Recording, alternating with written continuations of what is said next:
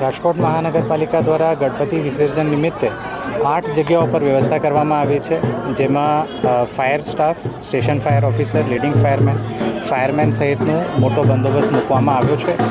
સાથે સાથ અન્ય જે અનુષંગિક વ્યવસ્થા છે આના માટે રાજકોટ મહાનગરપાલિકાની વિવિધ શાખાઓ, દાખલા તરીકે બાંધકામ છે, રોશની શાખા છે, એમના દ્વારા પણ કામગીરી કરવામાં આવી છે.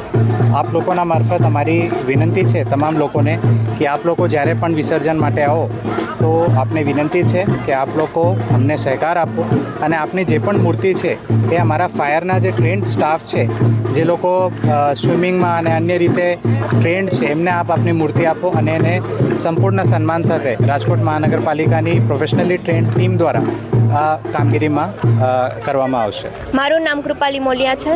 આજે ગણપતિ વિસર્જન છે, પણ અમે 10 દિવસ બહુ બધું એન્જોય કર્યું. બધા ભેગા મળીને અમે લોકો ગરબા રમતા, બધાએ બહુ એન્જોય કર્યું. અને નેક્સ્ટ યર માટે અમે લોકો બહુ એક્સાઇટેડ છે. આયોજન એટલે અમે લોકોએ પહેલાં ગણપતિને બહુ ધૂમધામથી લઈ આવ્યા, પછી રોજ 10 દિવસ સુધી અમે લોકોએ આરતી કરી, પછી ભેગા મળીને ગરબા રમ્યા અને બધું આયોજન કર્યું, જમણવાર ને એવું બધું કર્યું. અને હવે આજે દુઃખ તો થાય છે, વિસર્જન છે, પણ મજા આવી અમને બહુ. કેયુર વેકરિયા મારું નામ છે. આપણે 10 દિવસનું આયોજન હતું, જે 11 દિવસનું થાય છે. એ જ આપણે બોમ્બે સુપર હાઇટ 1માં રહી આયોજન કરેલું હતું.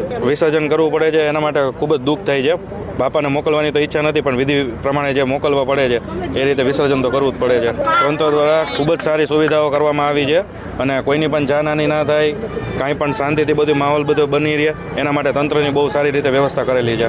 મારું નામ કોમલબેન વેકરિયા. અમે બોમ્બે સુપરમાંથી આવ્યા છીએ, પેડક રોડ ઉપરથી. ત્યાં અમે સુપર 1માંથી આવ્યા છીએ. ત્યાં અમે નીચે પાર્કિંગની અંદર અમે દાદાને બેસાડ્યા હતા અને વિધિ પૂજા બધી કરી અને અમારી રીતે ત્યાં મંદિરની જેમ બેસાડ્યા હતા. પણ અમારા ઘરેથી એક વ્યક્તિ જાય છે, એમ અમને એટલું દુઃખ થાય છે કે આમ ફરી અમને એમ થાય કે દાદા અમારા ઘરે રોકાય. પણ અમને અત્યારે અમે માહોલ એટલો સરસ હતો, બધાએ વિધિ કરી, ગરબા લીધા, કથા કરી, બધાએ સાથે મળી ભોજન કર્યું, રહીમાં બધાએ છોકરાએ આનંદ કર્યો, નાના મોટા બધા એક થઈને રહ્યા છીએ અમે પરિવારની જેમ.